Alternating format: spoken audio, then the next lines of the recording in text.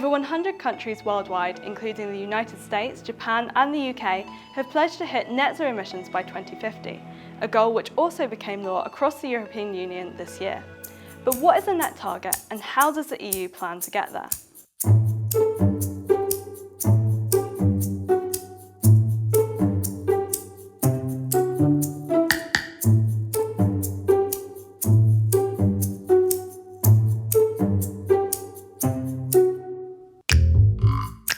Put simply, a net target means that any residual emissions produced after mid-century, for instance by agriculture or industry, should be compensated by an equivalent removal somewhere else, by taking carbon dioxide out of the atmosphere.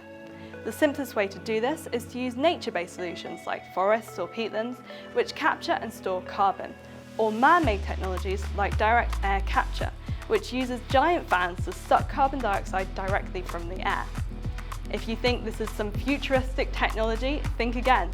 It is already being tested in Iceland, where the world's largest direct air capture plant was launched just a few weeks ago. So what does this mean for Europe?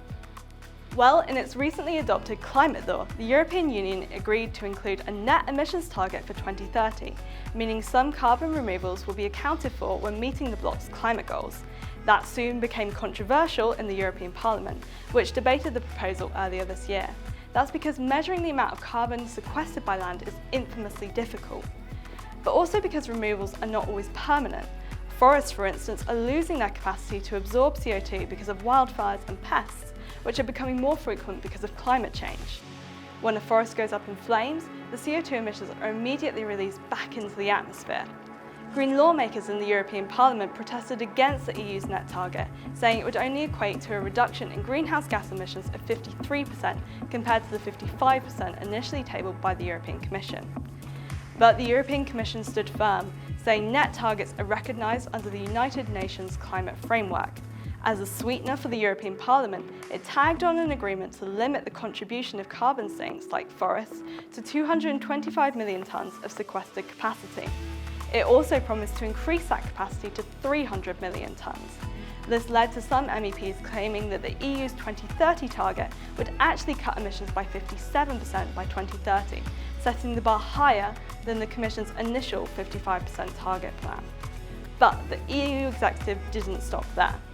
In an overhaul of climate legislation in July this year, the Commission went beyond this, promising to increase Europe's natural sinks to sequester 310 million tonnes of CO2 by 2030.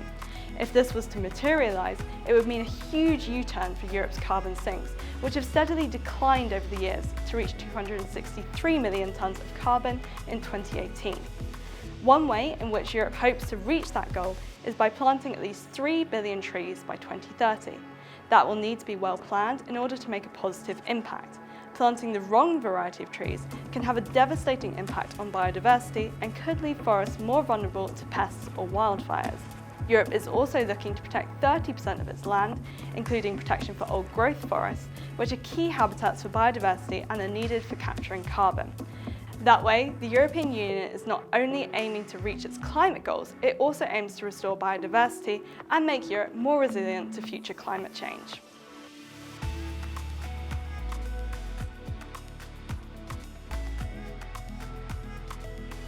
LifeTerra is co-financed by the European Commission through the LIFE programme.